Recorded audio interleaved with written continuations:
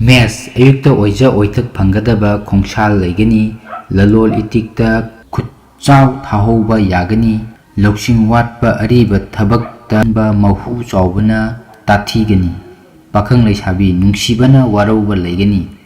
thoni polam lei higo breeze thenglapna afaba phangbata natana sel tumgi thabakta sauna kanaba phangani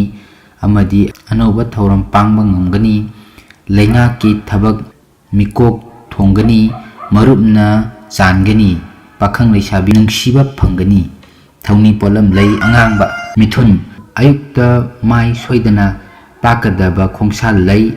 aruba thoram pungba pung 12 gi mamangda pangba hauhauba phagani nungaigani pukning tapna thongna phudokpa pakhang leisabi samna chatpana mai pakani thoni polam lei ngouba karkat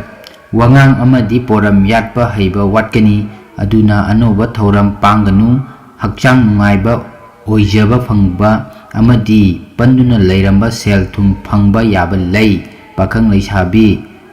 ngaingamdaba tawganu thoni polam lei asangba singha mipaiba kukchaduna thenglapna laibak phaba oigani loinana miyamgi thagatpa phangani laifam afaba amadi sajel phangbagi nungaiba leigani kainya aningba phangba yade khanganu khutchau thaganu khut amadi phangba yaba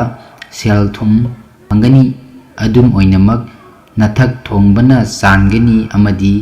lan lepsinba ngamgani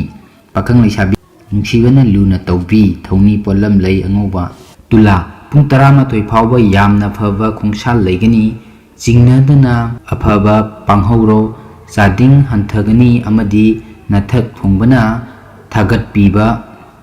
lengdaba lan chekchillu pakhang leisabi asawbana mari phaloi thoni polam lei angoba brisak ningba khwaidagi hena thungani aki akhang kokjagani amadi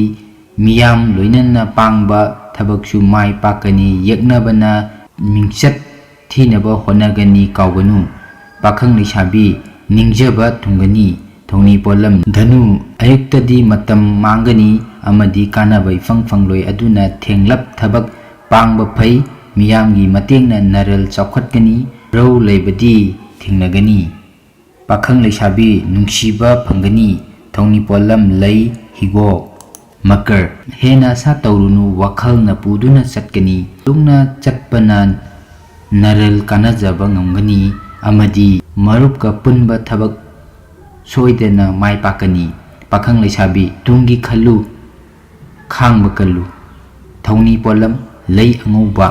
umba ayukta mingchat phangani oijaba phanggadaba amadi yeknaba leiroidaba amadi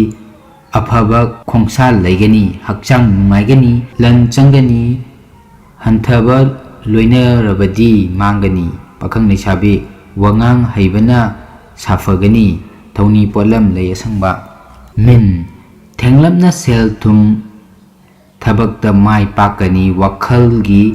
pangal hengatkani amadi takpi tambiba ngamba loksing leigani aruba warep lowba yagani